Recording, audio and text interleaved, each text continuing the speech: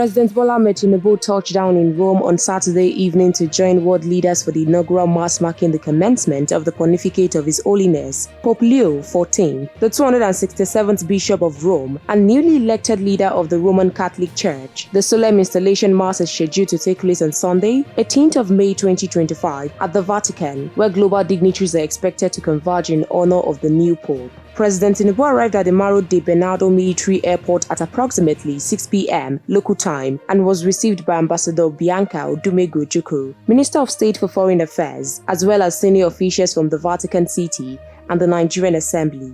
His visit follows a formal invitation extended by Pope Leo XIV through Cardinal Pietro Parolin, the Vatican's Secretary of State. In a personal message, Pope Leo XIV recalled his connection with Nigeria, stating, "Your great nation is particularly dear to me. As I worked in the Apostolic Neocatechumen in Lagos during 1980s, President Tinubu is accompanied by a high-level religious delegation, including the Archbishop of Owerri and President of the Catholic Bishops' Conference of Nigeria, Most Reverend Lucius Oji, as well as Archbishop Ignatius Kagema of Abuja and Alfred Adewale Martins of Lagos." Also on the president's entourage is Bishop Matthew Azan Kuka of the Sokoto Diocese, a prominent voice in Nigeria's socio-religious landscape.